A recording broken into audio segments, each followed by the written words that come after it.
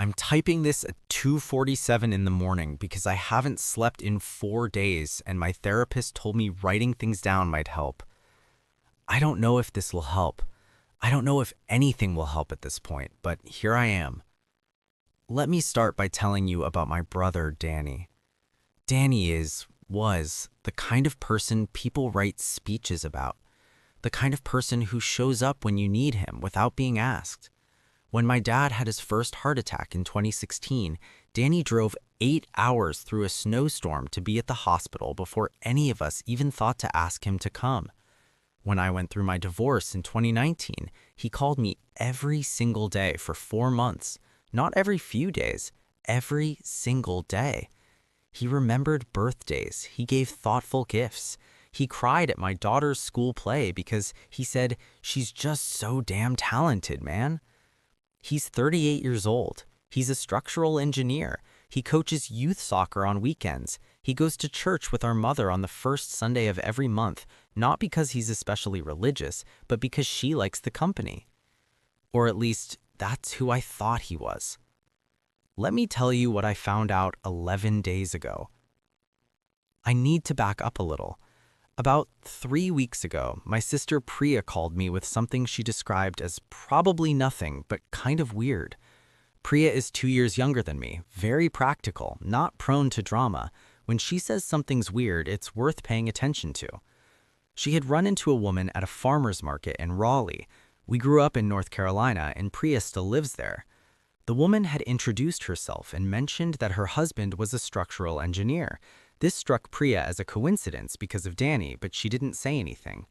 Then the woman mentioned her husband coached her son's soccer team on the weekends, still a coincidence. Then she showed Priya a photo on her phone. Priya said she felt the ground shift under her feet. The man in the photo was Danny, but the woman had introduced herself as Mrs. Karen Holloway, and she was very clearly talking about her husband of 9 years. She showed Priya a photo of 2 kids, a boy around 8 and a girl who looked about 5. Priya stood there in the middle of a farmer's market in Raleigh, holding a jar of local honey she'd been about to buy, and had a full-body conversation with a woman she'd never met, who was married to her brother, who was, as far as our entire family knew, single. She said the whole conversation lasted maybe 6 minutes before she made an excuse and walked to her car and sat there for 45 minutes before she could drive. I called her that same evening. I want to be clear about something before I continue. Danny does not live in Raleigh. Danny lives in Columbus, Ohio. He has lived in Columbus for 12 years since he took a job at a firm there right out of graduate school. We visit him. He has an apartment. We have been inside his apartment. We have eaten meals in his apartment. His apartment is in Columbus, Ohio.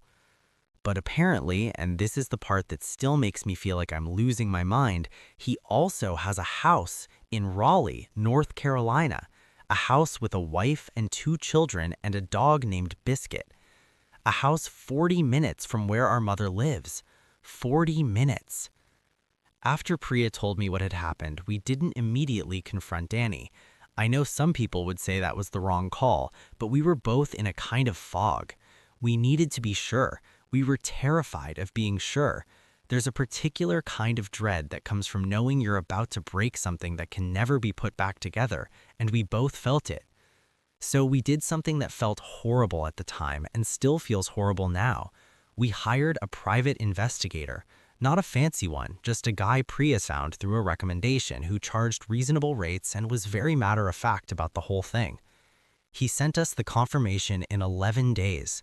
A full report. Photos, property records, a marriage certificate dated September 14th, 2014, birth certificates for 2 children, Marcus Holloway, born 2016, and Lily Holloway, born 2019.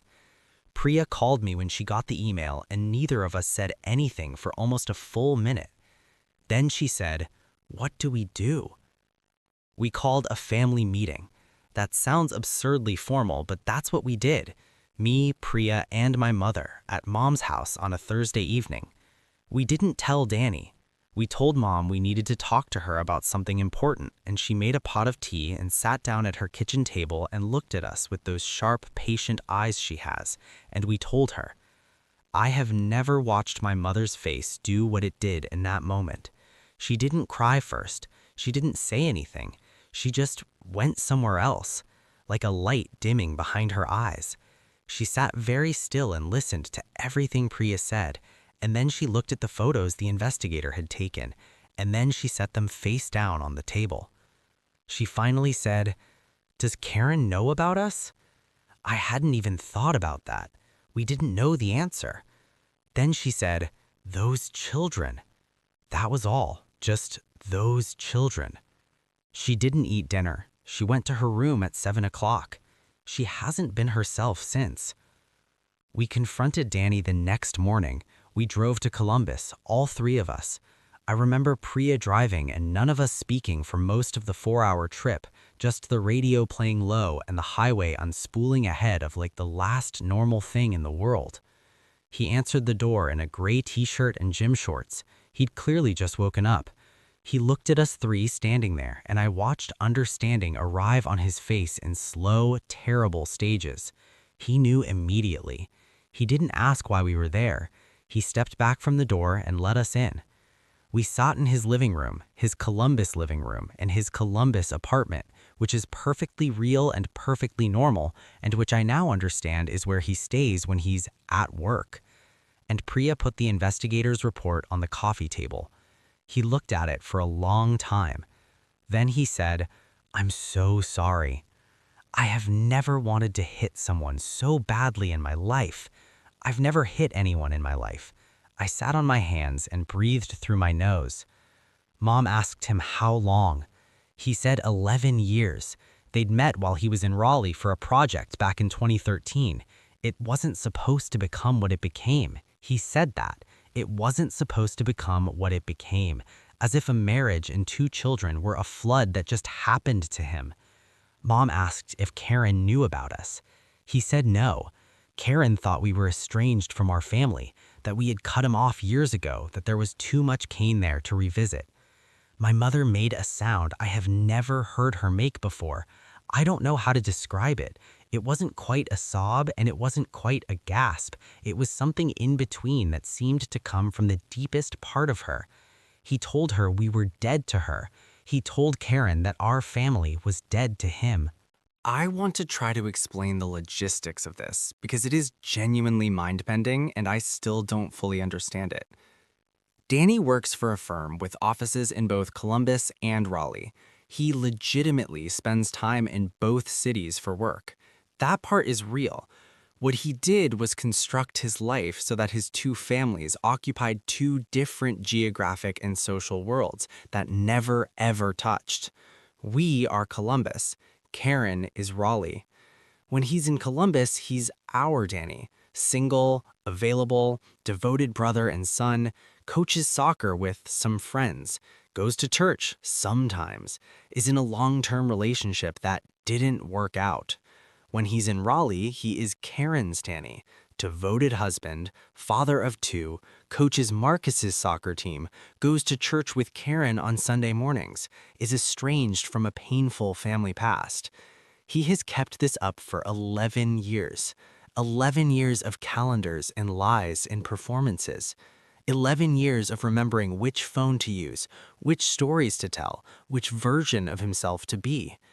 Our mother is alive and healthy and lives 40 minutes from his other family. He told his wife that she was dead. I keep turning that over in my head and I cannot find the bottom of it. Karen found out the same day we confronted Danny. I don't know exactly how the conversation went. I wasn't there and I haven't spoken to her directly, but Danny apparently called her that afternoon and told her. Priya heard from Danny that Karen took the kids to her mother's house and has filed for a separation. I have no idea what she's going through. I think about her all the time. I think about those kids, Marcus and Lily, who are 8 and 5 years old and who have no idea why their dad isn't home. Danny has reached out to all of us multiple times. He sent long messages. He wants to explain. He wants to apologize. He wants to begin the process of repairing things. I haven't responded to any of them. Priya responded once. She said, "I need time." Then she stopped responding. My mother hasn't responded at all. She went to church on the first Sunday after we found out, and she went alone, and she didn't tell any of us until after she was already home. She said she just needed to sit somewhere quiet. She asked me last week, very quietly, if she thought she had been a bad mother. I couldn't speak for a moment. I told her no, absolutely not, that whatever Danny did had nothing to do with her. She nodded, but I don't think she believed me. She keeps trying to find an explanation that makes sense, some crack in the foundation that she missed, some signal she should have caught. I don't think there is one. I think some people build elaborate double lives and the people who love them don't see it because they never imagined they needed to look. Here's what I keep getting stuck on. Danny wasn't a bad brother. That's the part I cannot reconcile. He was there for every hard thing, every funeral, every crisis, every late-night phone call. He showed up. He was present. The love felt real. How do you love people genuinely while also erasing them for someone else? I've talked to a therapist about this. I started seeing someone 2 days after Columbus, and she said something that stuck with me. She said that people who live double lives don't usually experience themselves as lying. They experience themselves as compartmentalizing. The two worlds feel separate in their minds, and they're fully present in each world when they're in it. The love in each world is real. The life in each world is real. The problem is that reality doesn't compartmentalize. Other people are not compartments. I think about Karen. I think about Marcus and Lily. I think about my mother. I think about all the Sundays he spent in church with Mom and all the Sundays he spent in church with Karen, and how God must have a very complicated opinion about all of this. It's been 11 days now. Here's where things stand. Karen has retained a divorce attorney. From what little I know, it will be a difficult process. 2 kids, a jointly owned house, intertwined finances spanning nearly a decade. I don't know if she knows about us. I've thought about reaching out to her directly. Priya thinks I should. I'm not sure. Danny is still in Columbus, as far as I know. He took a few days off work. He has a therapist now, apparently. Good for him. My mother is functioning, but only barely. She goes to work, she comes home, she calls me every evening at 7 p.m. and we talk for a while, and she asks me how my daughter is doing, and we don't talk about Danny. Then we say goodnight. It's like we're both living in the quiet after a very loud noise, waiting to hear what comes next. My daughter is 9 years old. She loves her Uncle Danny. She has no idea any of this is happening, and I don't know when or how to tell her. I keep thinking, what do you tell a 9-year-old?